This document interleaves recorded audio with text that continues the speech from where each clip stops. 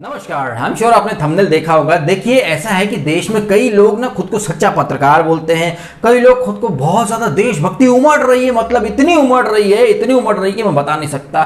तो ऐसे लोग जो एक्चुअली में फर्जी पत्रकार है, फर्जी देशभक्त है, वो अगर खुद को सच्चा पत्रकार कह सकते हैं तो हम खुद को अमेरिका का राष्ट्रपति तो कह ही सकते हैं, है कि नहीं।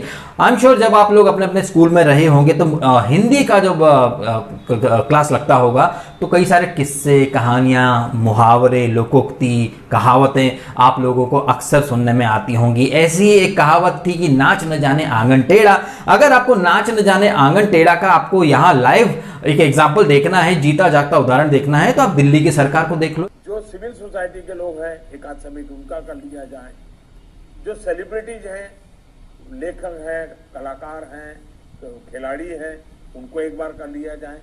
मैं समझता हूं कि ये गवर्नर के माध्यम से इस प्रकार के लगातार भिन्न भिन्न समाजों के लोगों को जोड़ हम लगातार केंद्र सरकार के संपर्क में भी हैं, उनसे भी मदद मांग रहे हैं, उनसे मदद मिल रही है। जो मदद अभी तक हमें उनसे मिली है उसके लिए हम उनका शुक्रिया भी अदा करते हैं। और कल मेरी शाम को डॉक्टर हर्षवर्धन से भी बात हुई थी। उनको भी मैंने बताया कि हमें बेड्स की और ऑक्सीजन की बहुत ज़्यादा ज़रूरत है। आज सुबह श्री अमित शाह जी से भी मेरी बात हुई फ़ोन के ऊपर, उनको भी मैंने बताया कि बेड्स की बहुत ज़्यादा ज़रूरत है। वैसे इस परिस्थिति के ऊपर एक मुझे किस्सा याद आ रहा है। आई एम श्योर आपने अपनी हिंदी की कक्षा में कहानी में अवश्य पढ़ा होगा कि एक कपल रहता है। उस कहानी में एक बाप और एक बेटा रहता है, लेकिन यहाँ पर मैं एक कपल बता रहा हूँ कि एक आदमी और एक औरत, उनके साथ में चलता है एक गधा। अब वो दोनों जाते रहते हैं गधे के साथ। कुछ लोग मिलते हैं जो कि उन दोनों मियाँ बीवी से कहते हैं कि अरे बाप रे, कैसे बेवकूफ इंसान हो, साथ में गधा है और आप पैदल चल रहे हो, गधे पे बैठ के चलो। अब दोनों मियाँ बीवी गधे पे बैठ जाते हैं। कुछ लोग रास्ते में आगे मिलते कहते अरे बाप रे, कितने निर्दयी प्राणी हो, गधे के ऊपर दो दो बैठ गए, थोड़ी शर्म करो बे। और बोलते हाँ यार काम करो। औरत बोलती कि आप बैठो, मैं पैदल चलती हूँ। आदमी बोलता नहीं नहीं तुम बैठ जाओ। तो औरत गधे पर बैठ जाती है। कुछ दूर चल करके कुछ लोग और मिलते हैं, वो कहते हैं अरे बाप रे, कैसा जोरू का गुलाम है, बताओ, औरत को गधे पे बैठा दिया, खुद पैदल चल रहा है। आदमी कहता है कि एक काम करो, मैं गधे पे बैठ जाता हूं, तुम पैदल चलो। थोड़ी दूर चलते हैं तो कुछ लोग मिलते हैं, अबे कैसा पागल आदमी है, औरत पैदल चल रही है, आदमी गधे पे बैठा है, अरे अकल नहीं तुमने 2 पैसे की। ये जो परिस्थिति है ना, आगे चल के दोनों मियाँ बीवी गधे को ऊपर उठा लेते हैं कि गधे पर अत्याचार हो रहा है। कुछ लोग कहते हैं कितने बेवकूफ हैं, देखो गधे को ऊपर गोद में लेकर के चल रहे हैं। ये जो कहानी है या ये जो तस्वीर आप देख रहे हैं, ये KRK द कमाल खान है ना, अक्सर ट्वीट करता रहता है, यूट्यूब पर वीडियो बनाते रहता है। उसने ये ट्वीट शेयर करके कहीं ना कहीं मुझे एक आइडिया दे दिया कि कैसे आज की परिस्थिति में ये जो किस्सा है, कहानी है, चरितार्थ हो रही। खुद कमाल खान ने ये ट्वीट करा ऊपर लिखकर कि आप हर किसी को खुश नहीं कर सकते, आप हर किसी को खुश नहीं कर सकते। ये बात सब पर लागू होती है, लेकिन कमाल खान को या पूरी लिबरल लॉबी को या सच्चे पत्रकारों को चाहिए, उनकी इच्छा है कि मोदी हर किसी को खुश कर दे। मतलब एक तरफ तो कमाल खान जैसे लोग कहते हैं कि you can not make everyone happy, but at the same time they want Modi to make everyone happy. है सबको खुश करना बिल्कुल वैसा ही है जैसे तराजू के 2 पलड़ों में जिंदा मेढकों को तोलना। आप एक को चढ़ाओगे दूसरा उतर जाएगा, दूसरे को चढ़ाओगे तीसरा उतर जाएगा, तो आप सबको खुश नहीं कर सकते। और ऐसे लोग जो ये उम्मीद करते हैं कि कोई हर किसी को खुश कर देगा, तो वो बेवकूफ है। और साथ में ये सोचना कि कोई इंसान किसी और की एडवाइस से चलेगा जिंदगी भर, तो ये भी एक बेवकूफ़ी होती है। नाच ना जाने आंगन टेढ़ा, या हर किसी को खुश नहीं किया जा सकता। या एक और बात कही जाती है कि भागने के 2 मीनिंग होते हैं, या तो प्रॉब्लम आई भाग लो, मतलब दुम दबा के भाग लो, या फिर भाग लो पार्टिसिपेट। आजकल जो परिस्थिति चल रही है, अब चूंकि क्या है कि आजकल मोदी कुछ भी बोलते तो लोग उसका उल्टा ही करते हैं। मोदी कल को बोल देगा सांस लेना बहुत जरूरी है, तो लोग सांस रोककर खड़े हो जाएंगे, मरने को तैयार हो जाएंगे। वो इसलिए कह रहा हूं क्योंकि मोदी ने कहा कि घर से बाहर मत निकलना, तो लोग निकलने लग गए। सोशल डिस्टेंसिंग कहिए या फिर कोरोना की जो गाइडलाइंस थी उनका पालन कीजिए, लेकिन नहीं, अब सडनली लोगों को मोदी के ऊपर ठीकरा फोड़ना। देखिए, पिछले 1 साल के अंदर जो देश में परिस्थितियां हुई हैं उनके बारे में डिटेल में चर्चा करेंगे, लेकिन मैं आपको कुछ फैक्ट बताना चाहता हूं। कुछ एक लोगों के ऊपर मैंने एक वीडियो ऑलरेडी बनाया जहां पर लोग कह रहे थे कि बताइए हॉस्पिटल बन सकते थे, करोड़ों रुपए की स्टैच्यू ऑफ यूनिटी बन गई, करोड़ों रुपए का बीजेपी ऑफिस, करोड़ों रुपए का संसद भवन बन गया, इतने पैसे में कितने हॉस्पिटल बन जाते। लेकिन यही तमाम लोग चुप बैठ जाते हैं जब बात उठती है कि भाई 70 सालों में हमारा हेल्थ केयर सिस्टम डेवलप क्यों नहीं हुआ? बोफोर्स या फिर तमाम जो स्कैम्स हुए उसमें अरबों खरबों रुपए जो खा लिए गए, डकार लिए गए, उन पैसों से कितना हॉस्पिटल बन जाते। इवन आज की डेट में तो विडंबना देखिए कि लालू पुत्र, वो लालू जो जानवरों का चारा तक खा गया, उसकी औलाद बोल रही है कि भाई पीएम केयर फंड का हिसाब दो। मतलब लालू पुत्र ने अपने बाप से नहीं पूछा होगा कि बाबा आप तो वो खा गए जानवरों का चारा, उसमें कितना हॉस्पिटल बन सकता था, कितने डॉक्टर बनाए जा सकते थे। ये विडंबना देखिए, जो भ्रष्टाचारी हैं वो आज बड़े सज्जन पुरुष बनने चले हैं। ऐसी ही परिस्थिति यहां पर दिल्ली के ऊपर भी। दिल्ली के जो मनीष सिसोदिया या जो केजरीवाल मुख्यमंत्री हैं, 2013 से वो लोग सरकार के अंदर हैं, सरकार में, ठीक है। क्योंकि अक्सर लोग मुझसे आके कहते हैं कि भैया हम तो मोदी से सवाल करेंगे, डीएसके तुम तो यार अपोजिशन से सवाल कर रहे हो। क्या केजरी अपोजिशन में? दिल्ली का मुख्यमंत्री, अब मुख्यमंत्री कब से अपोजिशन में रहने लग गया? या फिर उद्धव ठाकरे कब से अपोजिशन में रहने लगे? मुख्यमंत्री है ना वो तो। मतलब क्या है कि देश में कुछ भी हो तो मोदी पर ठीकरा फोड़ दो, तो आप लॉजिकल इंसान हो, तो आप सच्चे इंसान हो। बट अगर आप केजरी से सवाल कर रहे हो या फिर महाराष्ट्र की सरकार से सवाल कर रहे हो, तो यार ये तो अपोजिशन से सवाल पूछना हो गया। मतलब अभी मुख्यमंत्री कौन है महाराष्ट्र का और दिल्ली का? क्या वो अपोजिशन के हैं? कुछ अति विद्वान लोग आते हैं, कहते हैं कि भाई केजरी ने दिल्ली में मोहल्ला क्लिनिक बनाया, दिल्ली को चमन बना दिया, ये वो। अगर मोहल्ला क्लिनिक इतने थे तो फिर दिल्ली में आज कोरोना के हालत बिगड़े क्यों हैं? मोहल्ला क्लिनिक इतना सक्सेसफुल था तो फिर आज पेशेंट्स को वहां आईसीयू में भर्ती करने की जगह नहीं मिल रही है, दिल्ली में केसेस बढ़ते जा रहे हैं। मैं आपको एक क्लिप दिखाता हूं सदी के सबसे निष्पक्ष पत्रकार रवीश कुमार का, जब किसान आंदोलन के टाइम पर दिल्ली में हजारों लोगों को घुसेड़ लिया, तब ये भीड़ इन्हें अच्छी लग रही थी। हरियाणा के 15 जिलों में 30 जनवरी तक के लिए इंटरनेट सेवा बंद कर दी गई।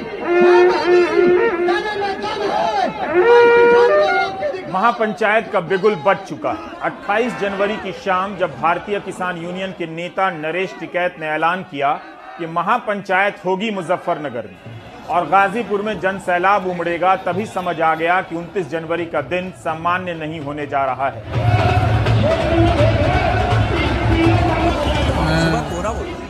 नरेश टिकैत के पीछे इतने लोग आ जाएंगे किसी ने सोचा नहीं था। गोदी मीडिया के स्टूडियो में जिस आंदोलन को खत्म घोषित कर दिया गया, वो आंदोलन यहां काफी बड़ा दिखने लगा है।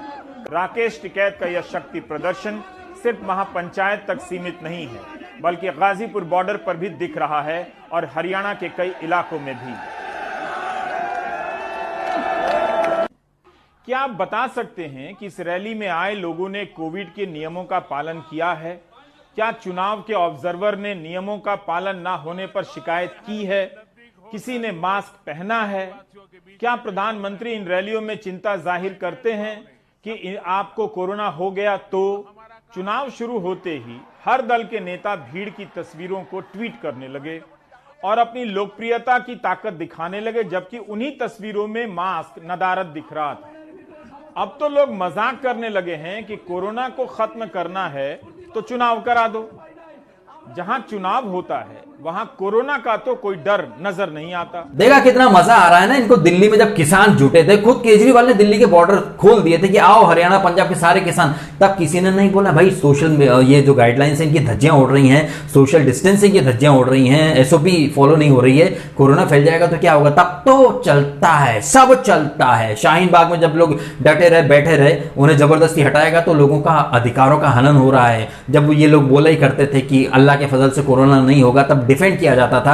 आश्चर्य की बात है कि तबलीगी जमात को जिन लोगों ने सपोर्ट करा वो कुंभ का विरोध कर रहे हैं। मैंने तो तबलीग को भी विरोध करा और कुंभ मेले का भी विरोध करा, दोनों का ही विरोध करा। लेकिन ऐसे भी मीडिया हाउसेस हैं जो तबलीगी जमात में आए हुए लोगों को निर्दोष बोलते थे या फिर उनके डिफेंड में बहुत सारे वीडियो बनाते थे सडनली कुंभ मेले के ऊपर। इट्स वाइस वर्सा, क्योंकि कई मीडिया हाउसेस ने तबलीगी जमात के ऊपर बहुत वीडियो बनाए बट कुंभ मेले पर नहीं बनाए। खैर, आज की बात कर लेते हैं। आपको सबको पता है कि हमारे देश के अंदर सबसे बुरी हालत अभी कोरोना की कहीं है तो वो है महाराष्ट्र। लेकिन रवीश बाबू को सबसे ज्यादा बुरी हालत लग रही है लखनऊ की। उन्होंने लखनऊ को लाश नऊ बोल दिया है। मतलब आप यहां दोगलापन देखिए कि वो महाराष्ट्र जहां कोरोना काबू बाहर है, मतलब डे बाय डे मौतों की तादाद बढ़ती जा रही है, दिल्ली जहां पर कोरोना की स्थिति बहुत भयानक है, जहां पर किसान आंदोलन के नाम पर लोगों को इकट्ठा कर लिया और ठीकरा सरकार के ऊपर फोड़ा जा रहा है कि एक साल में सरकार ने क्या कर लिया। इस एक साल के अंदर ही किसान आंदोलन का मजमा, फिर ट्रैक्टर मार्च, फिर पुलिस वालों पर ट्रैक्टर चढ़ाए गए, हर चीज के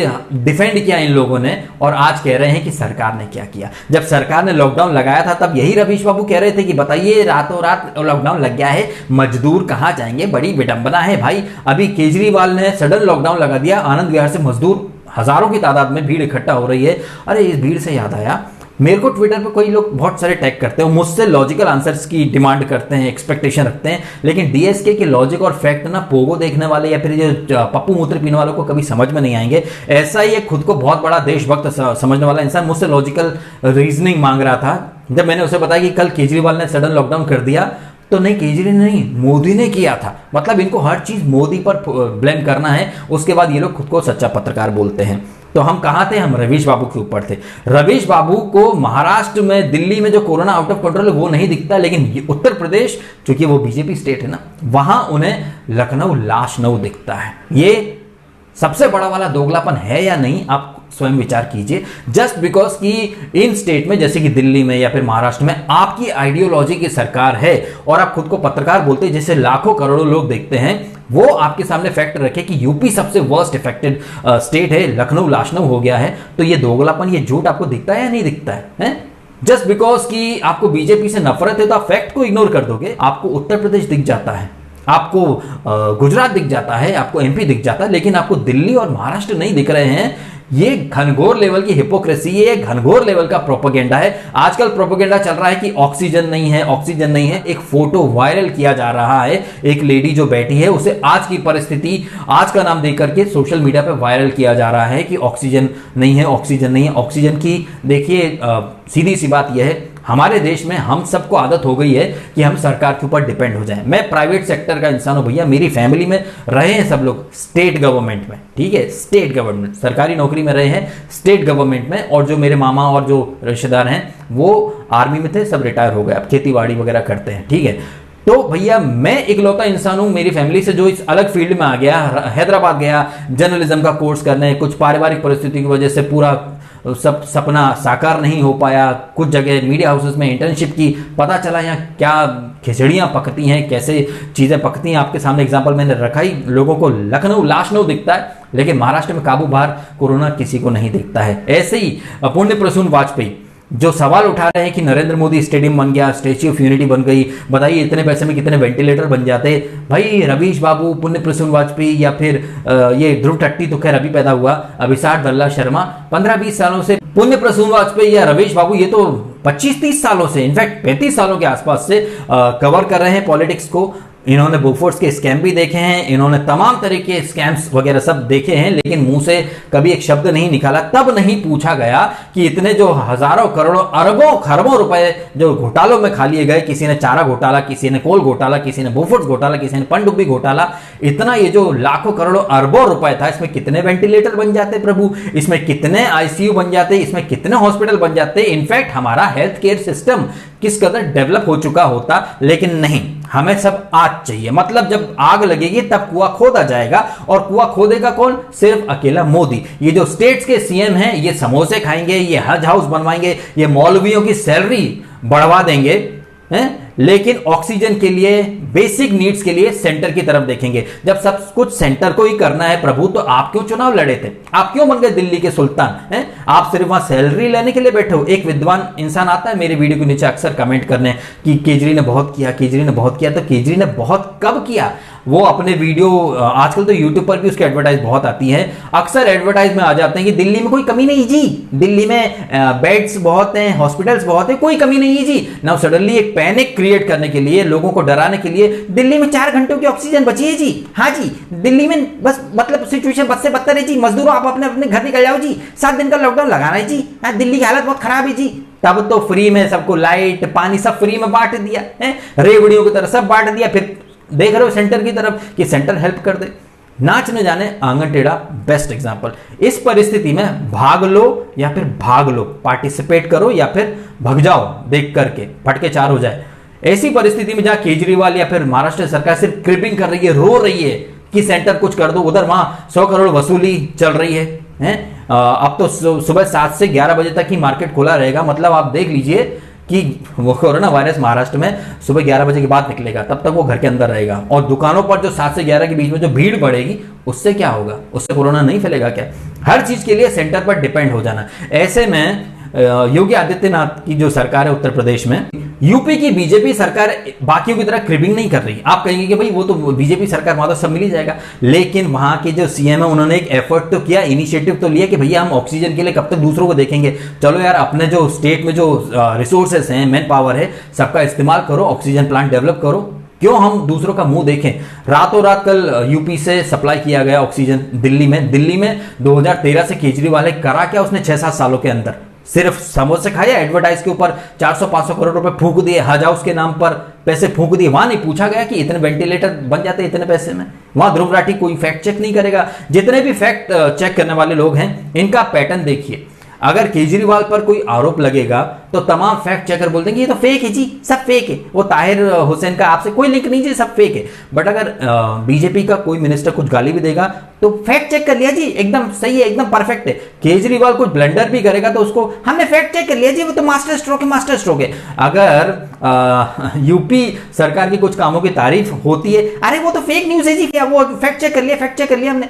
ये तो चल रहा है। यहाँ ऐसा चैनल एनडीटीवी जिसकी पत्रकार निधि राजन खुद एक फ्रॉड कर रही हार्वर्ड यूनिवर्सिटी के नाम पर, उसका फैक्ट चेक कोई नहीं कर पाए। ऐसे लोगों को जो दोगले हैं, झूठे हैं, सिर्फ वन साइडेड स्टोरी चलाते हैं, उन्हें आप सच्चा पत्रकार मान सकते हैं, उनके प्रोपेगेंडा को आप सच मान सकते हैं, मैं नहीं मान सकता। ये जो किसान आंदोलन के नाम पर ये टिकैत ने दुनिया भर के लोगों को बुला लिया था कि कोरोना नहीं है, वैक्सीन का नंबर आया तो सबसे पहले भग गया वैक्सीन लगवाने है। बोला करता था कि कोई कोरोना नहीं है, भीड़ बुला ली है। पहले तो कोरोना फैलाने के सारे इंतजाम कर लिए, अब ठीकरा फोड़ दिया। जब इन लोगों को रोका गया तब भी लोगों ने ठीकरा मोदी पर ही फोड़ा। मतलब मोदी से इन्हें सब कुछ चाहिए, बट खुद की जिम्मेदारी कुछ नहीं समझनी है। खुद वहां मुख्यमंत्री भी बनेंगे, चुनाव भी लड़ेंगे, बाकायदा सरकारी सुविधाओं को लाभ भी लेंगे, सैलरी भी उठाएंगे, लेकिन काम मोदी करेगा जी, मोदी करेगा। अगर मोदी कुछ करेगा, मोदी कुछ करने ही नहीं दे रहा जी, सेंटर हस्तक्षेप कर रही है। और फिर पहुंच जाएंगे मोदी के पास, सर और उसके बाद देखिए विडम्बना, एडवर्टाइज खुद के देंगे, हमने इतने सालों में इतना काम किया जी, साथ ही साथ मोदी जी करने नहीं दे रही जी। जब मोदी जी करने नहीं दे रहे तो तुमने कब कर लिया, और जब तुमने कर लिया तो मोदी जी ने क्या नहीं करने दिया है। ये जो इसका दोगलापन ऑडिबल है ना केजरी का, ये सिर्फ आप ये ही इसको सच मानेंगे, हम जैसे लोग तो इसके झांसे में कभी नहीं आए और ना कभी आएंगे। आई नो ये वीडियो थोड़ा सा लंबा हो गया, लेकिन बस जाते जाते कुछ बात और करना चाहूंगा कि जब अभी किसान आंदोलन चला तो रिलायंस, अडानी अंबानी, जो स्पेशली जियो के टावर्स पंजाब में काफी फोड़े गए, नुकसान किया गया। बहुत बातें होती हैं अडानी अंबानी या फिर जो प्राइवेट सेक्टर्स हैं उनको कहीं ना कहीं हर कोई टारगेट कर रहा है। लेकिन आज यही private sectors, be it Reliance, be it Tata, be it Birla, be it Adani, हर कोई अपनी अपनी कैपेसिटी, अपनी अपनी सामर्थ्य के अनुसार, कई लोग जो Reliance and Tata oxygen supply कर रहे हैं, कई जो कॉर्पोरेट्स हैं उन्होंने अपने प्रोडक्शन यूनिट बंद करके ऑक्सीजन का प्रोडक्शन करना शुरू कर दिया है। कहने का मतलब है कि संकट की इस घड़ी में हर कोई अपना अपना योगदान दे रहा है। ऐसे में कुछ मौका परस्त लोग हैं जो सिर्फ अफवाहें फैला रहे हैं। जिन लोगों ने प्राइवेट सेक्टर्स को बंद करने की हर संभव कोशिश की, यही प्राइवेट सेक्टर्स कहीं खाना सप्लाई कर रहे हैं, कहीं गरीबों की मदद कर रहे हैं, तो कहीं ऑक्सीजन सप्लाई कर रहे हैं। तो वो महाराष्ट्र जहां रिलायंस से 100 करोड़ वसूली का टारगेट रखा गया, मुकेश अंबानी के घर के बाहर बॉम्ब से भरी हुई कार खड़ी करवा दी मुंबई पुलिस ने, वो अंबानी महाराष्ट्र सरकार को ऑक्सीजन सप्लाई कर रहे हैं। तो ये जो बात है ना, ये आप याद रखिएगा। नेक्स्ट टाइम जब आप प्राइवेट सेक्टर का विरोध करें तो याद रखिएगा कि आप किनका विरोध कर रहे हैं। संकट के टाइम पर केजरीवाल ने हाथ खड़े कर दिए, उद्धव ठाकरे ने हाथ खड़े कर दिए, लेकिन मदद को कौन आ गया है? यही प्राइवेट सेक्टर्स, यही अडानी, यही अंबानी, यही रतन टाटा और यही तमाम प्राइवेट सेक्टर के बड़े बड़े नाम जिन्हें आप अक्सर कहते रहे इन लोगों ने देश को बेच दिया, देश खरीद लिया, ये कर लिया, यही लोग आ रहे हैं मदद को आगे। केजरी नहीं आ रहे हैं, हाथ खड़े कर दिए सबने। तो कहने का मतलब बस ये कि अगर अब भी आपको सही और गलत की परख नहीं हो रही है तो आप या तो एक नंबर के बेवकूफ इंसान है, या आपके दिमाग में भरा है भूसा, जो सिर्फ आप हर चीज मोदी से करवाना चाहते हैं। मुझे तो आश्चर्य है कि लोग हकने के बाद फ्लश करते भी हैं, उसके लिए भी सरकार का मुंह ताकते हैं। मैंने सरकार से कोई एक्सपेक्टेशन कभी नहीं की। प्राइवेट सेक्टर में आया जहां पर सरकारी दखल अंदाजी कुछ होती है नहीं, ठीक है, जबकि मेरे फैमिली में सब अच्छे खासे उसमें रहे हैं सरकारी सेक्टर में। मैं कभी नहीं गया क्योंकि मुझे जाना ही नहीं था। अपना रास्ता खुद बनाना, ये मेंटेलिटी बहुत कम लोगों की होती है जो अपना रास्ता खुद बनाना चाहें, भले ही कितनी प्रॉब्लम आए आप डटे रहो। लेकिन देश में ऐसे लोग आजकल हो गए हैं जो हर चीज के लिए सरकार की तरफ देखते हैं। सरकार ने थोड़ी बोला था कि किसान आंदोलन करो। आप कुंभ मेले के लिए तो बड़ी जल्दी बोल देते हो, ये शाहीन बाग का मजमा या फिर ये किसान आंदोलन, ये सरकार ने बुलाया था या सरकार ने बिठाया था? हाँ, दिल्ली सरकार ने जरूर बिठाया था। वहां आप सबके मुंह में दही जम गया था। उसके बाद इन्हें स्टैच्यू ऑफ यूनिटी क्यों बना दी, ये क्यों बना दिया, वो क्यों बना, मतलब उधर कभी नहीं देखना कि 70 साल में बाकी देश तरक्की कर गए, हमारे देश में क्या था? हमारे देश में कुछ नहीं था। इकलौता एक एम्स बना के खड़ा कर दिया, बोलते बहुत बड़ा तीर मार लिया। हेल्थ केयर सिस्टम लोग चाहते हैं कि 4 दिन में डेवलप हो जाए, अकेला मोदी डेवलप कर दे। जहां मोदी गलत हो वहां बोलना चाहिए डेफिनेटली, लेकिन जहां स्टेट सरकारें निकम्मापन कर रही है वहां कौन बोलेगा? फिर स्टेट सरकारें तो अपोजिशन में आ जाती हैं। अगर ये स्टेट के सीएम्स अपोजिशन में हैं तो फिर कुर्सी पर क्यों बैठे हैं? एसी रूम में बैठकर चाय कॉफी पीने के लिए इनको आपने वोट दिया था क्या? मोदी इस्तीफा तो बड़ा ट्रेंड करता है। What about khejri who is doing nothing? समोसे खाने पर करोड़ों रुपए फूंक सकते हैं, वहां नहीं बोलेंगे कि इतने में कितने हॉस्पिटल बन जाते, कितने वेंटिलेटर बन जाते। पुण्य प्रसून वाजपेयी जो खुद को पत्रकार बोलता है, पत्रकार के नाम पर कलंक है ये सारे सबके सब, ये दल्ले हैं एक नंबर के। अगर अब भी आपको ये लोग भगवान लगते हैं तो अपना दिमाग का इलाज करवा लो भाई। और मुझे ज्ञान देने वाले लोग, कम से कम आप लोग अपना ज्ञान अपने पास ही रखो। आप लोगों की तरह मैं सोशल मीडिया या व्हाट्सएप यूनिवर्सिटी से पढ़ा हुआ नहीं हूं। अच्छी एजुकेशन ली है, बढ़िया तरीके से परिवार से संस्कार मिले हैं कि अपने मरे ही स्वर्ग मिलता है। आपको अपनी लाइफ में कुछ करना है तो खुद ही करो, अपने बूते आगे बढ़ो। दूसरों के सहारे सिर्फ जनाजे उठाए जाते हैं। अगर अब भी लोगों को सिर्फ हर चीज सरकार से चाहिए तो मुबारक हो आपको ऐसी जिंदगी, शायद आपको जिंदगी में फिर कुछ नहीं हो सकता। इस उम्मीद के साथ कि आपको आईना दिखा होगा, क्या सही है क्या गलत है, कौन सच्चा पत्रकार है कौन सच्चा पत्रकार नहीं है, देश में प्रोपेगेंडा क्या है क्या रियलिटी है, जरा समझने की कोशिश कीजिए। पैनिक मत कीजिए। पिछले 2 दिनों से मैं खुद हॉस्पिटल भाग रहा हूं, सीटी स्कैन के चक्कर में एक और तमाम परेशानियों के चक्कर में। मैंने कोई पैनिक वगैरह नहीं देखा हॉस्पिटल में, मैं मुंबई के अंदर ही, ठीक है। ये जो मीडिया में खबरें आती हैं एक बार क्रॉस चेक करें, वेरीफाई करें, पैनिक ना करें। पैनिक डर का माहौल बनाया जा रहा है जी। ये केजरीवाल इन लोगों ने 4 घंटे की ऑक्सीजन बची, आपाधापी में पैसे लूटने के धंधा चल रहा है। लास्ट ईयर वो HCQ, इस साल वो रेमडेसिविर, क्या नाम, मुझसे तो नाम नहीं लिया जा रहा, अगले साल कुछ नया नाम आ जाएगा। तो ये अंधी भेड़ चाल में, डर के माहौल में मत आइए, मीडिया के प्रोपेगेंडा में मत आइए। खुद भी अपना बुद्धि, अपना विवेक, अपना धैर्य, संयम बनाए रखिए। एक दूसरे की मदद कीजिए। आपके पास पड़ोस की जितना हो सके मदद करें। सरकारें नहीं आएंगी मदद करने को, इतनी सी बात आपको पता नहीं कब समझ में आएगी। ब्लेम करना बहुत ईजी होता है, लेकिन इस परिस्थिति में आगे बढ़ के काम करना ये हर कोई नहीं कर सकता। एटलीस्ट बहुत नहीं कर सकते, थोड़ा सा तो कीजिए, संयम रखिए, पैनिक मत कीजिए और जितना हो सके लोगों को अवेयर कीजिए कि क्या सही है क्या प्रोपेगेंडा है। 5-6 साल पुरानी फोटो वायरल की जा रही हैं आज का नाम लेकर के, ये सिर्फ प्रोपेगेंडा है। It's nothing but just propaganda. Oxygen की कमी है, लेकिन बड़े बड़े प्राइवेट सेक्टर से लेकर NGOs और बड़े बड़े लोग सप्लाई में लगे हैं, काम कर रहे हैं। धीरे धीरे सिचुएशन बेटर होगी, ठीक है।